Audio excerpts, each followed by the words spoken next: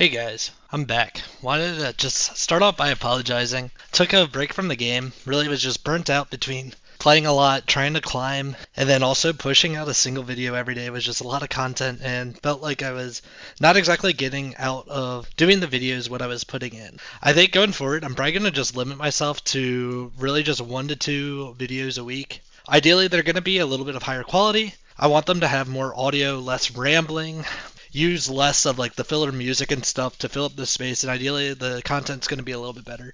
Obviously there might be a couple lazy videos here and there of just showing off something cool that I really just want to get a like quick video out that might have some of the filler stuff, but in general I want to really just focus and like double down on the educational content and really helping players reach that leaderboard area if they're struggling. I've kind of accepted that getting to the top 100 and staying there is very hard.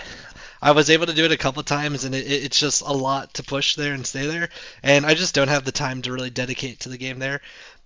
However, I think being in that like 5 to 10% range is very doable, and I'll accept that I'm never going to be a like Jeef or a Dog, but that area there's definitely a spot for, and ideally there's some of you guys out there that will help. Obviously, I was playing some other games that came out, and I'll probably go back to those sometimes once I get bored, so don't be worried if I take a break. I'm fine. It's just burnout. However, I guess about a week or two ago, I've come back to the game. So I think I've been playing for about 5-ish days, like actually playing.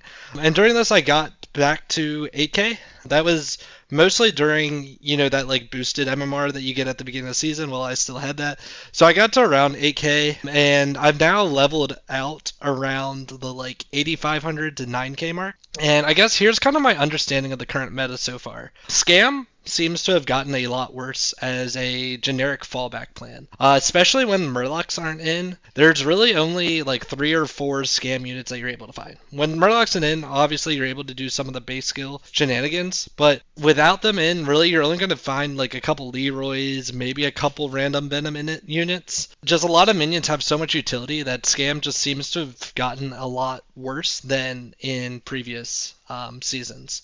Right now, the best comps are kind of like you play 3 to 4 actual scaled units.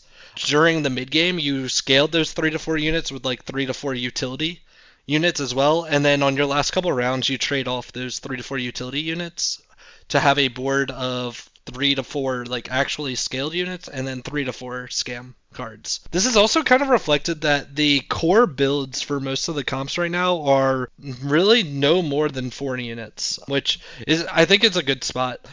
Something I've noticed though is, especially with this like post-trinket meta, there's a lot less ways to have, I guess, exponential scaling in the game. The generally like that core of 3 to 4 units, you might have 2 units that are getting like scaled, and then you might have 2 utility units in that comp. So really, like, this entire time you're probably only building up 2 or 3 units, and it's a very different game than what you're probably used to if you at least came from where I like was very big on making this stuff.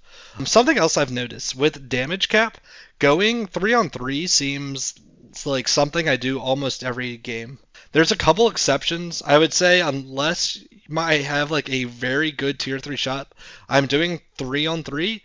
The only exception I've really been able to think of that I would probably not do that is something like 2 Eternal Knights that are I would be able to use those to carry me through a like entire mid game.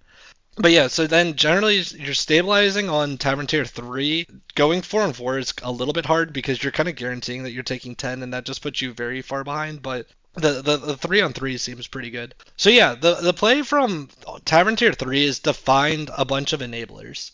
Right now, I would say the common enablers are something like Gem Splitter will enable you to go Quill Wars, Anubarak enables you to go Undead, Peggy would enable you to go Pirates, and Turquoise Skitter enables Beast.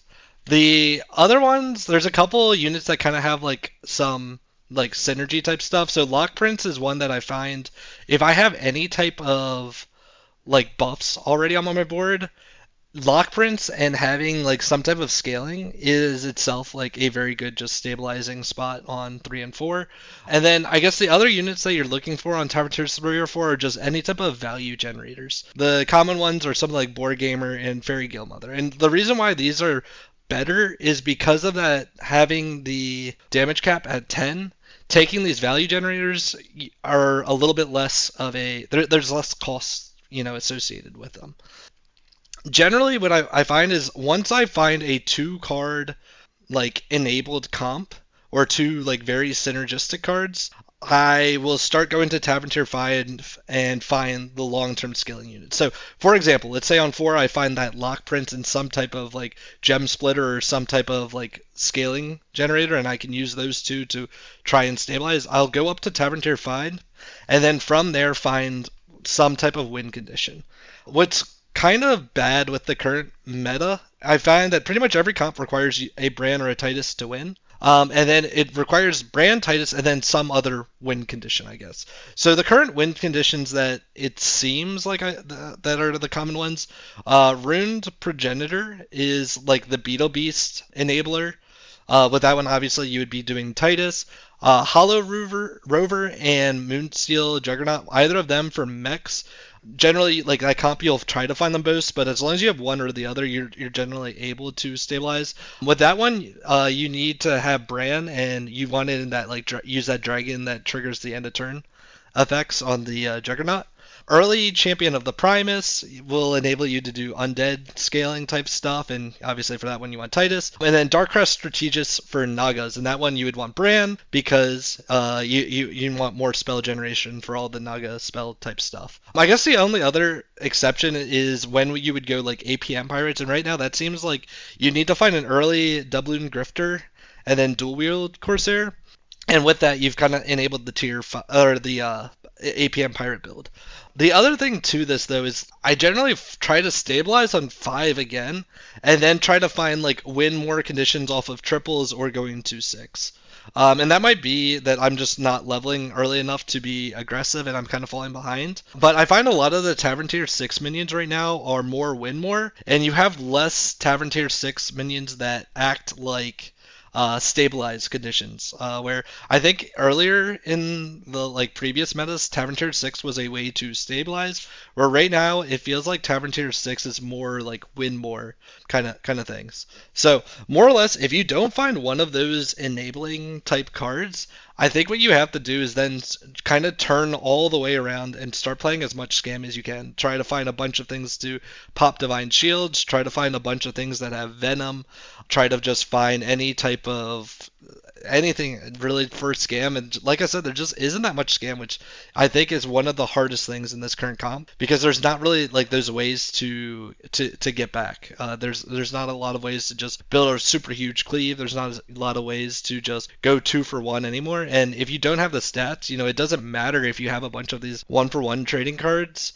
You're not going to be able to win because they just have bigger stats at the end of the day. So anyways, I don't know if that actually helps you guys. This is at least where I'm at in the current meta. What I found, like I said, I'm right now hovering around that 87 to 9k-ish mark of pretty consistently. I think I've fallen below 87 a couple times. Haven't yet hit 9k. I'll probably do a video once I do on that to see if there's kind of any big revelations from there. But yeah, the current meta is that I think it's find like 2-card combos on 4, find a like long-term comp on 5, and then go to 6 to try and find win conditions. And really just scam isn't what scam used to be. I think scam is kind of a premium, and you try to pick up those like maybe like 2 to 3 scam cards early, and you might even just hold them because there's just not a lot of choices. So anyways, hope that helped you. Hopefully you guys enjoy the content again. I know it's been a while, but good luck on your guys' climb. See ya. Bye.